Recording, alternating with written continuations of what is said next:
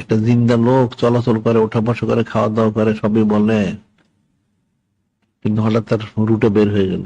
এখন দেখলে তার কোনো খবর নাই, নিস্তব্ধ হয়ে গেল।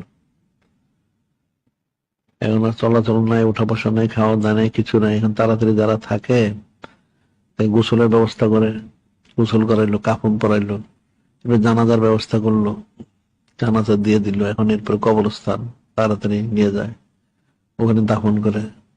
এখন সবার দায়িত্ব ঠিক আছে, দাফন করলো, বাস লোকটা গায়েব হয়ে গেল। এই লোকটার জমির উপর আর কোনো অস্তিত্ব থাকলো না।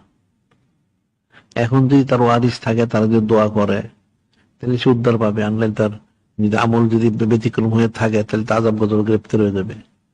আর আমল যদি ভালো হয়, তাহলে তো ভালো নাজাত পাবে। বিষয়টা তো কঠিন বিষয়।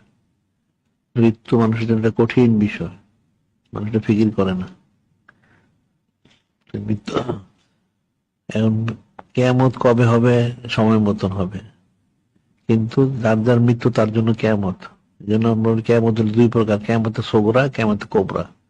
কিয়ামতে সগরাটা হচ্ছে মৃত্যু, যার ইন্তেকাল হয়ে গেল তার তো কিয়ামত হয়ে গেল। এখন তার তো আর আমল করার সুযোগ নাই, তার সব তবার দরজা বন্ধ হয়ে গেল, সব বন্ধ হয়ে গেল। এখন যারা কিয়ামত পাবে সেটা তো অনেক পরে। কিয়ামত যখন আসবে তখন তো মুসলমান থাকবেন সব, তখন কাফের থাকবে।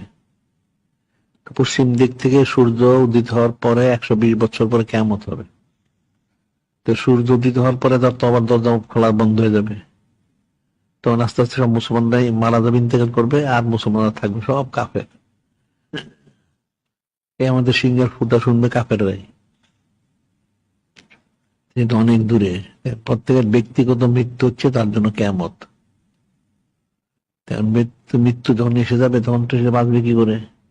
জিজ্ঞাসা না করে, কঠিন বিষয়। জিজ্ঞাসা করার পরে বা কতটুকু উদ্ধার হয়, এটা তো চিন্তার বিষয়।